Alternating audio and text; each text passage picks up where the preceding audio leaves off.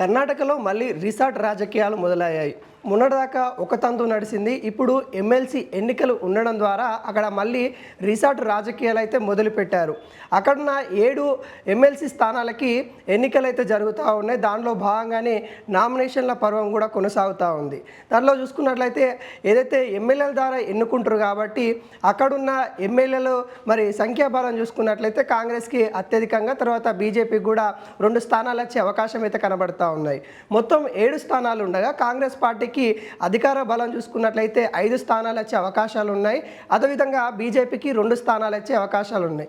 అయితే 7 స్థానాలకు గాను 8 మంది పోటీ చేస్తున్న పరిస్థితి కనబడతా ఉంది. ఈ నేపథ్యంలో కాంగ్రెస్ పార్టీకి సంబంధించిన ఎమ్మెల్యేలు ఎవరైనా క్రాస్ ఓటింగ్ చేస్తారనే ఒక ఆలోచనతో కాంగ్రెస్ పార్టీ ముందస్తు వ్యూహంలో భాగంగానే బెంగళూరుకి 22 కిలోమీటర్లు ఉన్న రిసార్ట్లో కాంగ్రెస్ సంబంధించిన ఎమ్మెల్యేలందరినీ కూడా తరలించినట్టు కూడా తెలుస్తూ ఉంది. ఈ నెల 18వ తారీఖు అయితే ఎన్నికలు ఉండబోతా ఉన్నాయి.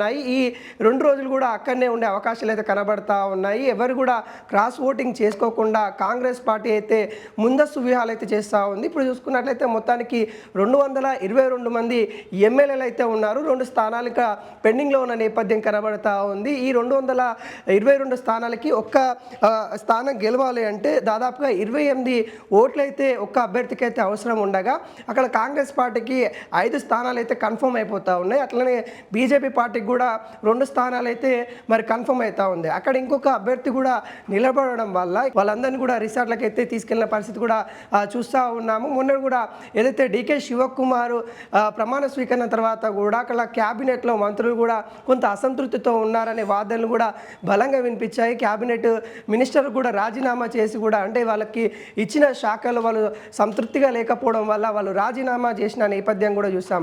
ఈ పరిస్థితులలో కాంగ్రెస్ పార్టీ మరి ఉన్న అధికార బలం ఏదైతే ఉందో, మరి సంఖ్యాబలం ఏదైతే ఉందో సంఖ్యాబలాన్ని కాపాడుకునే ప్రయత్నాలు అయితే చేస్తూ ఉందని కూడా చెప్పుకోవచ్చు. దాంట్లో భాగంగానే రిసార్ట్ రాజకీయాలు అయితే మొదలైనట్టు కూడా తెలుస్తూ ఉన్నాయి. వాళ్ళ యొక్క సంఖ్యాబలంని బట్టి వాళ్ళకి రావాల్సిన 5 ఎమ్మెల్సీలు స్థానాలు అయితే గెలిపించుకోవాలనే ప్రయత్నాలు అయితే చేస్తూ ఉంది. ఇప్పటికే ఆ 5 అభ్యర్థులు కూడా ఇటు కాంగ్రెస్ సంబంధించిన నేతల్ని అనౌన్స్ చేశారు. వాళ్ళకి సంబంధించి కూడా నామినేషన్లు కూడా పరంపరం అయితే కొనసాగుతూ ఉంది. అయితే ఇక్కడ ఏదైతే ప్రతిపక్షంలో ఉన్న నేతలు కావచ్చు, వాళ్ళు పార్టీలు కూడా ఇటు ఏదైతే కాంగ్రెస్ సంబంధించిన నేతల యొక్క మద్దతు కోరుతూ ఉన్నారు అనే వాదనలు కూడా బలంగా వినిపిస్తూ ఉన్నాయి. వాటన్నిటికీ చెక్ పెట్టాలని కూడా కాంగ్రెస్ హైకమాండ్ ఆదేశాల మేరకి మరి ఎక్కడున్న స్థానికంగా ఉన్న నేతలు కూడా వ్యూహాత్మకంగా ముందుకెళ్తున్నట్టుగా తెలుస్తూ ఉంది.